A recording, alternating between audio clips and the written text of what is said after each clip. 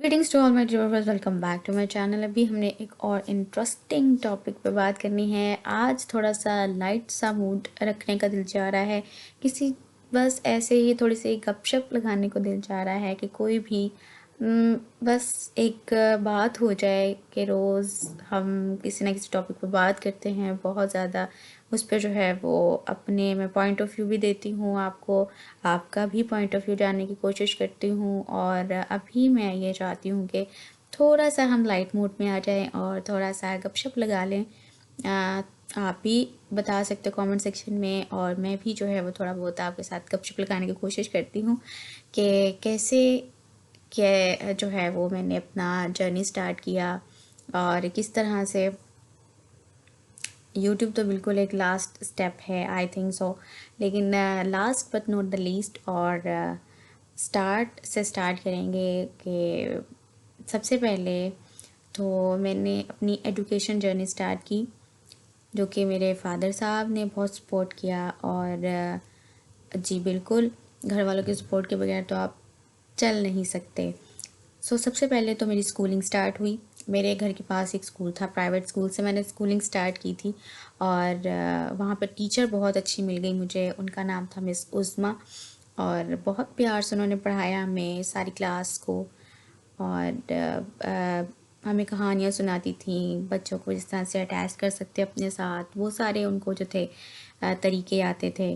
और बहुत प्यार से उन्होंने पढ़ाया। और पोजीशन आया करती थी जब, तो टीचर के लिए मिठाई भी लेके जाया करते थे, टीचर भी हमारे घर आ जाया करती थी। तो बहुत ज़्यादा जो है ना एक बिल्कुल एक फैमिली मेम्बर वाला ही हिसाब हो गया था हमारा। तो बहुत अच्छी टीचर थी। आप भी जब भी हमें वो मिलती हैं तो बहुत दुआएं देती हैं वो, और हम भी उनसे बहुत प्यार करते हैं। हमारे टीचर वही हैं जिन्होंने हमें जो है वो एक स्टार्ट दिया।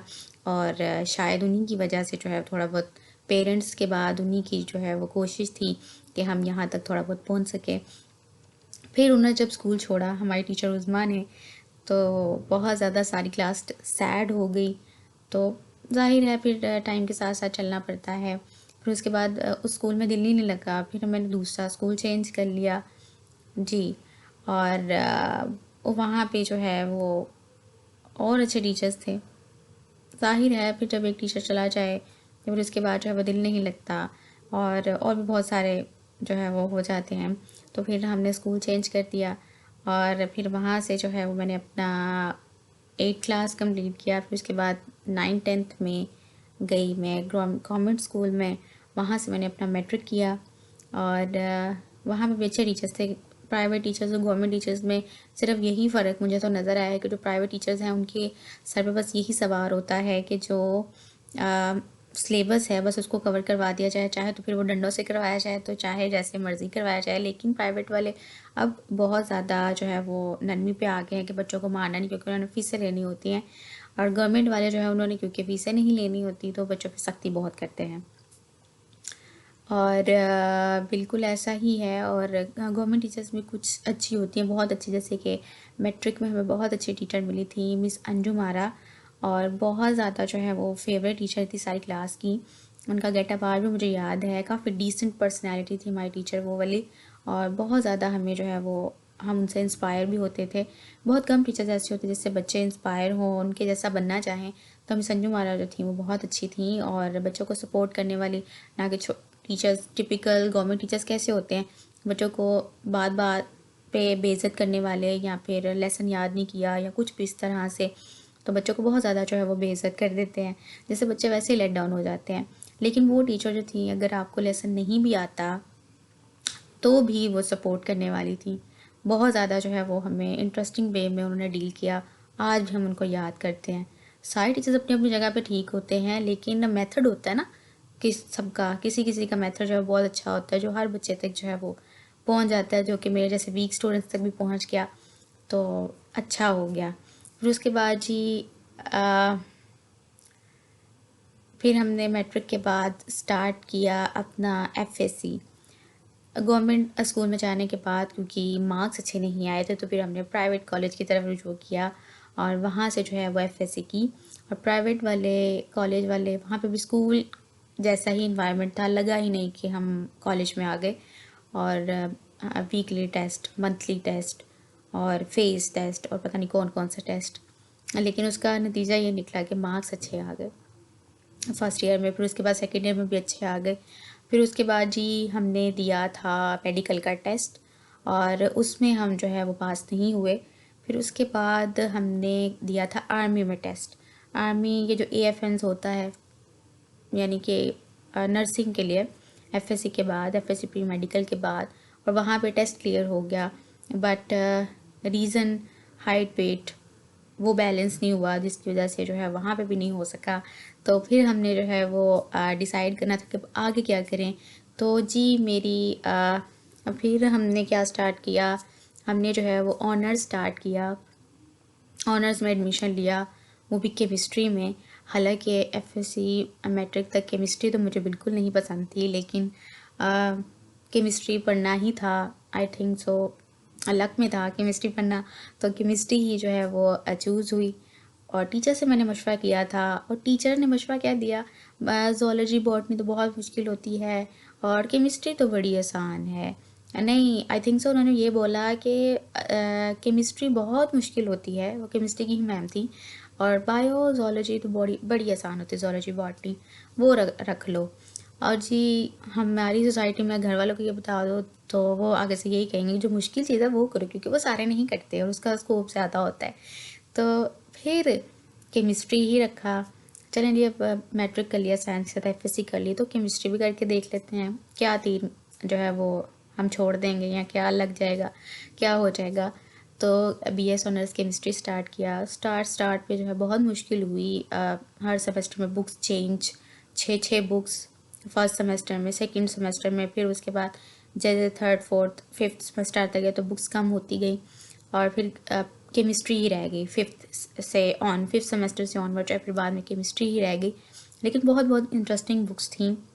जिसके फर्स्ट सेमेस्टर में इस्लामियात होती है, उसके अलावा जो है वो केमिस्ट्री तो होती ही है, बॉटनी भी होती है, ज़ूलॉजी भी होती है। फिर उसके बाद और कौन सी बुक थी, आई थिंक सो 1-2 बुक्स और थी, 5 to 6 बुक्स होती हैं फर्स्ट सेमेस्टर में। सेकंड सेमेस्टर में भी सेम यही, जस्ट इस्लामियात के बाद जो है को रिप्लेस किया होता है SST ने। और टीचर्स भी हर सेमेस्टर में चेंज मोस्टली होती थी हर बुक की। और बहुत ज़्यादा इंटरेस्टिंग वे में हमने पढ़ा, और ख़ास तौर पे बेस्ट पार्ट हमारे ऑनर्स का ये था जो हम प्रेजेंटेशंस किया करते थे।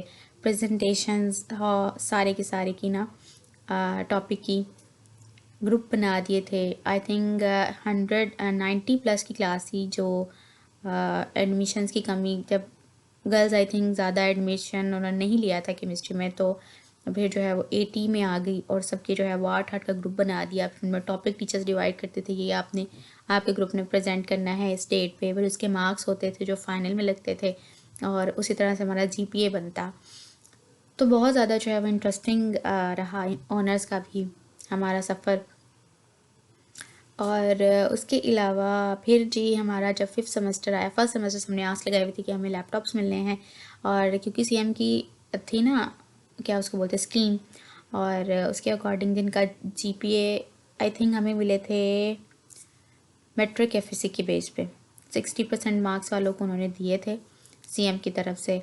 और कभी वो पॉलिसी चेंज कर रहे थे, मैट्रिक लेवल पे देंगे, FSC लेवल पे, या फिर आपके फर्स्ट सेमेस्टर के रिज़ल्ट की बेस पे जिनका 3.5 प्लस है CGPA उनको।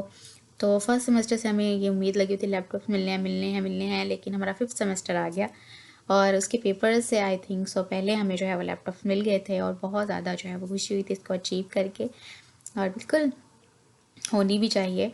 और फिर उसके बाद जी हमने स्टार्ट किया टीचिंग। ओके, मैंने स्कूल लेवल पे टीचिंग स्टार्ट की, मैट्रिक लेवल के स्टूडेंट्स को टीच किया बायो एंड केमिस्ट्री मैं पढ़ाना चाहती थी। पता है, फिर हमारे प्राइवेट स्कूल वाले बायो केमिस्ट्री पढ़ाने वाले बायो भी पढ़ा लेते हैं, चलो जी पढ़ा लेंगे। फिर वो बहुत ज़्यादा जो है वो मैंने इंजॉय किया टीचिंग को भी। बस प्राइवेट वालों के थोड़े से रूल्स अजीब होते हैं जो कि नहीं होने चाहिए, और उनको थोड़ा सा ख्याल करना चाहिए इस तरह से कि वो बच्चों से फ़ीसें लेने के चक्करों में टीचर्स के साथ कोऑपरेटिव नहीं रहती वो वाली ऑर्गेनाइजेशन, तो उनको ऐसा नहीं करना चाहिए आई थिंक सो। और बाकी तो अच्छा था, टीचिंग एक्सपीरियंस भी बहुत अच्छा था। बिल्कुल वही ना, क्या उसको बोलते हैं, सिस्टम बनाया हुआ इन्होंने एक, जस्ट जहाँ पे सिर्फ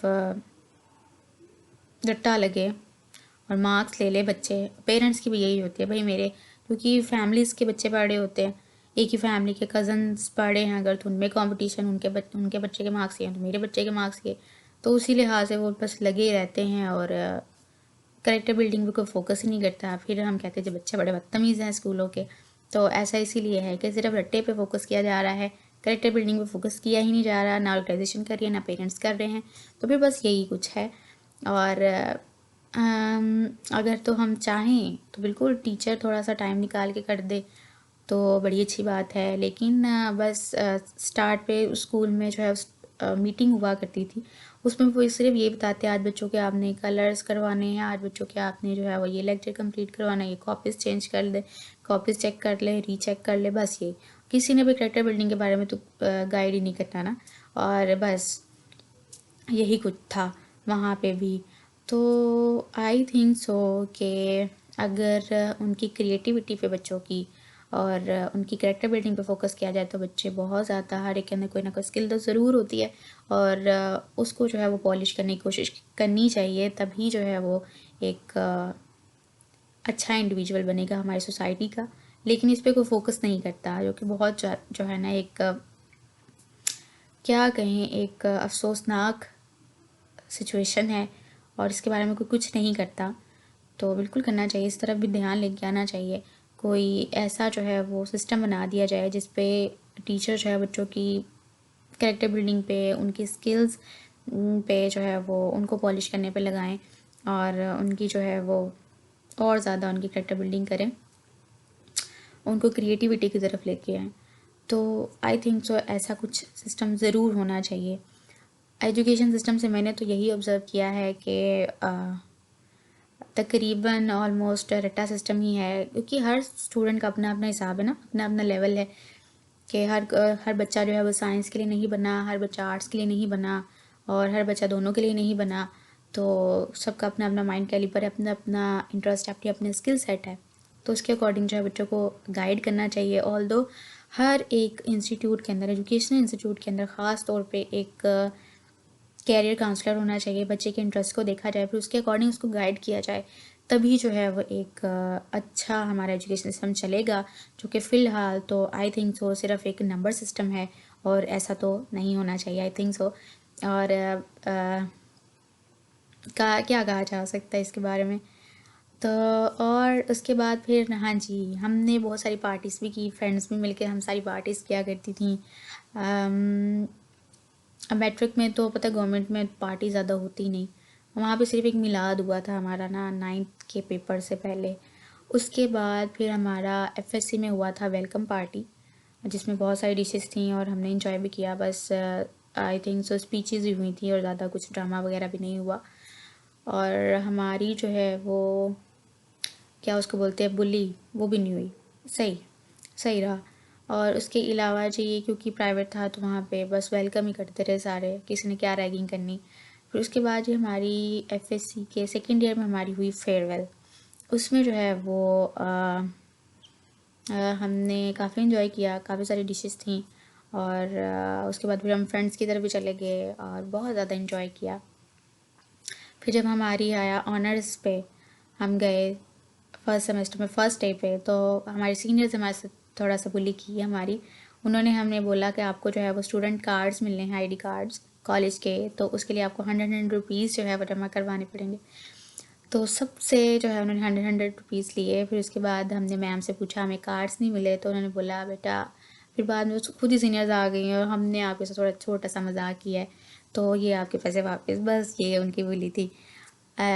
उसके अलावा फिर हमने जो है वो जैसे जैसे फर्स्ट सेमेस्टर में तो बिल्कुल भी फ्रेंड्स इतनी ज़्यादा बस हेलो हाय हुई, मार्क्स पे था ना फोकस, तब पढ़ने पे था। फिर उसके बाद जैसे सेकंड थर्ड सेमेस्टर गुजरता गया, फिर हमारे ग्रुप्स बन गए, फिर हमने पार्टीज़ करना स्टार्ट कर दी, जो है वो घर से पका के ले जाओ और बाहर से मंगवा लो, कैंटीन से कुछ खा लो, इस तरह से जो है वो मिल के पार्टीज़ किया करती थी। फिर उसके बाद हमने क्या किया, फिर जी हमारी वहाँ पे भी वेलकम हुई थी, ऑनर्स में हमारी वेलकम पार्टी हुई थी।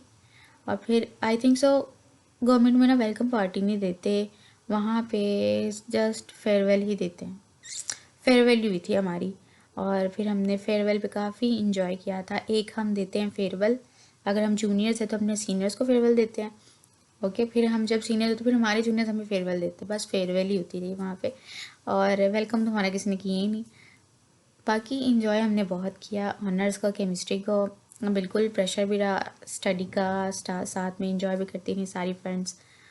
तो बहुत ज़्यादा एक अच्छी जर्नी हमारी गुजर गई, जो कि आज भी मेमोरेबल है।